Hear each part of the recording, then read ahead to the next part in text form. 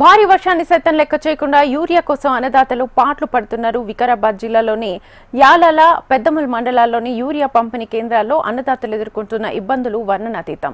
ఒక్కో రైతుకి ఒక్కో బస్తా చొప్పున యూరియా పంపిణీ చేస్తుండటంతో ఇంటిల్లిపాది పంపిణీ కేంద్రానికి వెళ్లి క్యూ లైన్స్ లో నిలబడ్డారు. ఒకవైపు వర్షం పడుతున్న కవర్లు, గొడుగులు నెత్తిన పెట్టుకుని యూరియా కోసం క్యూ లైన్లలో ఉన్న రైతుల పరిస్థితి దయనీయంగా మారింది. మరోవైపు యూరియా సరఫరా చేయడంలో ప్రభుత్వం విఫలమైందని రైతులు ఆవేదన వ్యక్తం చేశారు.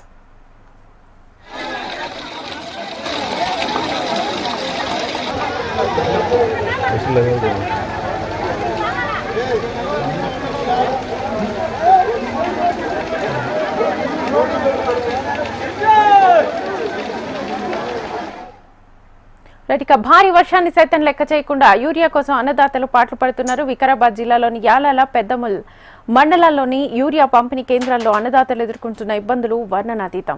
ఒక్కో రైతుకి ఒక్కో బస్తా చొప్పున యూరియా పంపిణీ చేస్తుండటంతో ఇంటిల్లిపాది పంపిణీ కేంద్రానికి వెళ్లి క్యూ లైన్లో నిలబడ్డారు. ఒకవైపు వర్షం పడుతున్న కవర్లు, గొడుగులు నెత్తిన పెట్టుకుని యూరియా కోసం క్యూ లైన్లో ఉన్న రైతుల పరిస్థితి దయనీయంగా మారింది. మరోవైపు యూరియా సరఫరా చేయడంలో ప్రభుత్వం విఫలమైందని రైతులు ఆవేదన వ్యక్తం చేస్తున్నారు. ఇదే అంశానికి సంబంధించి ఫుల్ డీటెయిల్స్ మా హైదరాబాద్ బ్యూరో రమణని అడిగి తెలుసుకుందాం. రమణ, మనకి ఇది రైతులు అంటే తెలంగాణ రాష్ట్రంలో రైతులకు సంబంధించి ముఖ్యంగా అన్నదాతల అవస్థలు అన్నీ కావు. యూరియా కోసం వారు తెల్లవారుజాము నుంచి కుటుంబం అంతా కలిసి యూరియా కోసం ఆ కార్యాలయాల వద్ద లైన్లు కడుతున్నారు. అటు వర్షాన్ని కూడా లెక్క చేయకుండా వారు పడుతున్న కష్టాలైతే అన్ని కావని చెప్పాలి. ముఖ్యంగా వికారాబాద్ జిల్లాలో అయితే ఈ పరిస్థితి మరింత దారుణంగా ఉంది. ఇటు మనకు తాండూరు పరిసర ప్రాంతాల్లో ముఖ్యంగా వికారాబాద్ జిల్లాలోని యాలాల, పెద్దమూల్ మండలాల్లో ఆ రైతుల కష్టాలు చాలా తీవ్ర స్థాయిలో ఉన్నాయని చెప్పాలి.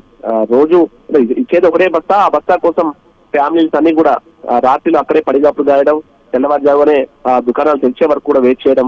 అప్పుడు అంటే మొత్తం కుటుంబం అంతా అక్కడ ఉంటే గానీ వారికి యూరియా ఒక బస్తా కూడా దక్కే పరిస్థితి లేదు. ఇలాంటి పరిస్థితుల్లో ప్రస్తుతం మొత్తం మనకు చాలా చోట్ల ఇలాంటి దృశ్యాలు కనిపిస్తున్నాయి, దయనీయమైన దృశ్యాలు కనిపిస్తున్నాయి. వర్షాన్ని కూడా లెక్క చేయకుండా ప్రస్తుతం మనం చూస్తున్న రిజల్ట్స్ చూడొచ్చు. వర్షాన్ని కూడా లెక్క చేయకుండా రైతులు ఏ విధంగా వెయిట్ చేస్తూ ఉన్నారు.